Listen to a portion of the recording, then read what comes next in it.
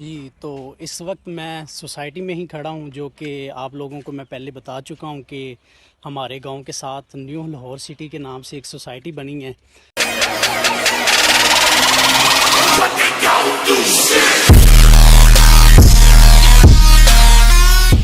Hello guys, अस्सलाम वालेकुम। Welcome to my channel village vlog. तो कैसे हैं आप सब? उम्मीद करता हूँ सब खैरियत से होंगे, खुशपाश होंगे। तो गाइस, ये मेरी लाइफ का फ़र्स्ट एवर व्लॉग है।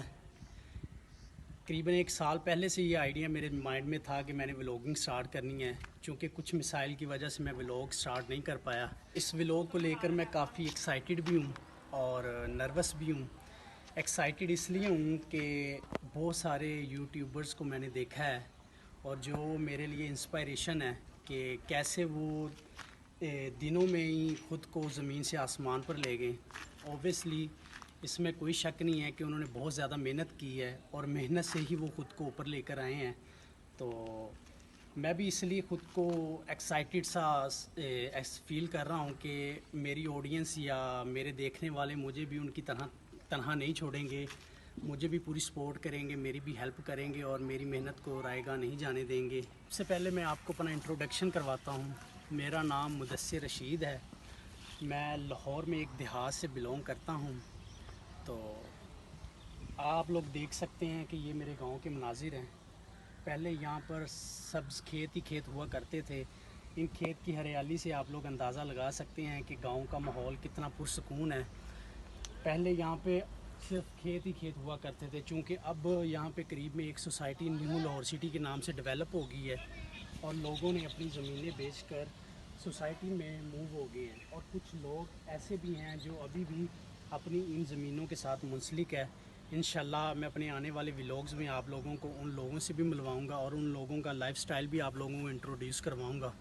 तो मेरे साथ जुड़े रहिएगा और व्लॉग को लास्ट तक देखिएगा। इंशाल्लाह आप लोगों को फुल इंटरटेनमेंट मिलेगी इस व्लॉग में। तो मिलते हैं थोड़ी देर के बाद। जी, तो इस वक्त मैं सोसाइटी में ही खड़ा हूँ जो कि आप लोगों को मैं पहले बता चुका हूँ कि हमारे गांव के साथ न्यू लाहौर सिटी के नाम से एक सोसाइटी बनी है।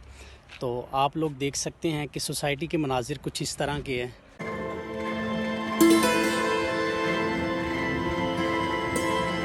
ये सामने हमारे गांव के मनाजिर हैं।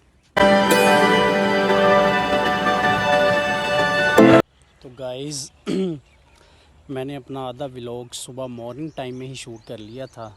मुझे अंदाज़ा था कि गर्मी आगे मज़ीद बढ़नी है, तो हाफ़ से ज़्यादा व्लॉग मैं सुबह रिकॉर्ड कर चुका था। उसके बाद मैं चला गया रिलैक्स होने के लिए। तो मैं जाते साथ ही घर सो गया। अभी उठा हूँ तो अब फ़िल वक्त 4 बज गए हैं शाम के और मौसम भी पहले की निस्बत कदरे बेहतर है। तो मैंने सोचा क्यों ना मैं नहा कर फ़्रेश होता हूँ। तो अभी मैं नहा कर फ़्रेश होकर बाहर आया हूँ, क्योंकि मेरे घर से थोड़े करीब ही हमारे खेत हैं। तो मैंने सोचा आप लोगों को भी खेतों में लेकर चलता हूँ और खेतों का माहौल दिखाता हूँ। तो गाइज़, मैं इस वक्त खेतों में पहुँच चुका हूँ। खेतों में आते साथ मैंने देखा कि मेरे चाचू का मुलाज़म सामने भैंसों का चारा काट रहा है, आप देख सकते हैं। तो अभी हम इसके पास जाते हैं और उससे पता करते हैं कि वो किस तरह भैंसों का चारा काट रहा है और किस चीज़ के साथ काट रहा है। आप लोगों ने भी मुझे कमेंट्स में बताना है कि वो किस चीज़ के साथ चारा काटता है, क्योंकि गांव के लोगों को तो शायद इस चीज़ का पता हो, शायद नहीं बल्कि उनको मोस्टली उनको पता होता है कि वो किस चीज़ के साथ काटते हैं चारा, लेकिन शहर के लोगों को इस चीज़ का बिल्कुल इल्म नहीं होता। तो मेरे व्लॉग बनाने का मकसद भी यही है कि शहर के लोगों को भी ज़्यादा से ज़्यादा गाँव की चीज़ों के बारे में आगाही दी जाए, ताकि उनको भी इन चीज़ों के बारे में पता हो कि गांव के लोग किस तरह भैंसों का चारा काटते हैं और किस तरह से वो सरवाइव करते हैं और कैसे हालातों से गुज़रते हैं।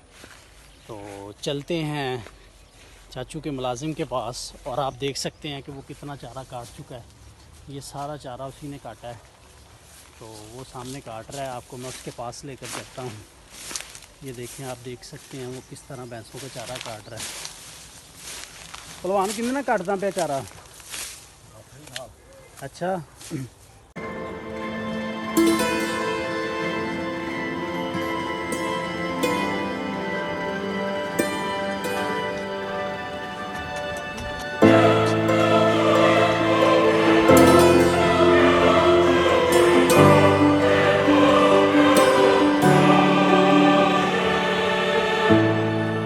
सकते हैं जैसा कि अभी मैं उस जगह पर आ गया हूँ जहाँ पर इन लोगों ने पनीरी उगाई हुई है। पनीरी बहुत से लोगों को तो पनीरी का पता होगा, क्योंकि जो लोग गांव से बिलोंग करते हैं, जो लोग देहातों में रहते हैं, उनको तो अब पता होगा कि पनीरी किस चीज़ को कहते हैं। लेकिन शहरियों को इस चीज़ के बारे में नहीं पता कि पनीरी क्या होती है और पनीरी किस चीज़ को कहते हैं। तो मैं आप लोगों को बताता हूँ कि पनीरी बेसिकली क्या होती है। पनीरी वो चीज़ होती है जिससे हम चावलों की पैदावार उगाते हैं।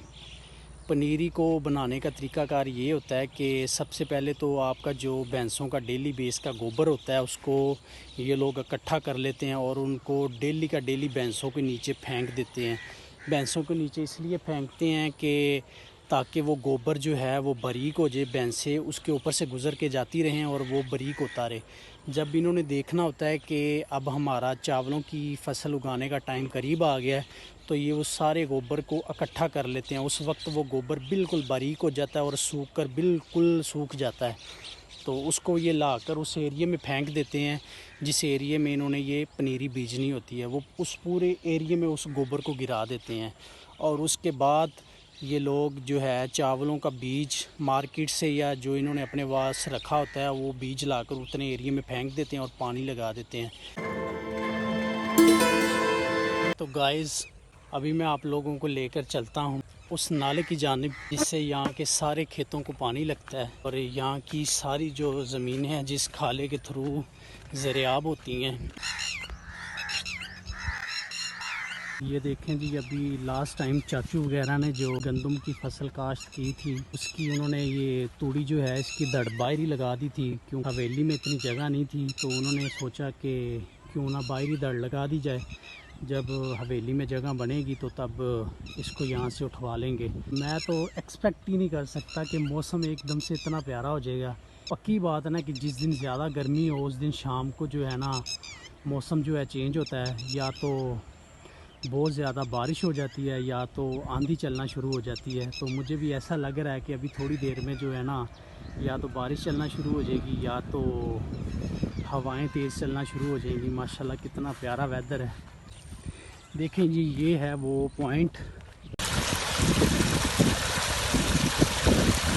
जैसे मैंने कहा था कि मौसम एकदम से चेंज हो गया है, तो फाइनली बहुत ही तेज़ आंधी चलना शुरू हो गई है। माशाल्लाह से बहुत ही प्यारा वेदर हो गया है एकदम से। मैं तो यकीन ही नहीं कर सकता। बस ये सब अल्लाह ताला की कुदरत के नज़ारे हैं। खेतों से हवेली की तरफ आते हुए देखा तो मैंने रास्ते में आग लगी हुई है। किसी ने जलती हुई आग लाकर ढेर पर फेंक दी, जिससे वो आग पूरे ढेर को लग गई। आग के अंगारे उड़ उड़ कर हवेली में जा रहे थे, क्योंकि हवा बहुत ज़्यादा तेज़ चल रही थी और उन अंगारों से जानवरों के पाँव जल रहे थे और साथ हवेली के चाचू की भैंसें बंधी हुई थी जिनके नीचे जाकर वो अंगारे गिर रहे थे। आग को देखकर मैं जल्दी से भागकर हवेली में आया। जब मैं हवेली में एंटर हुआ तो देखा भाई मुलाजमों के साथ मिलकर भैंसों को तेल दे रहे थे।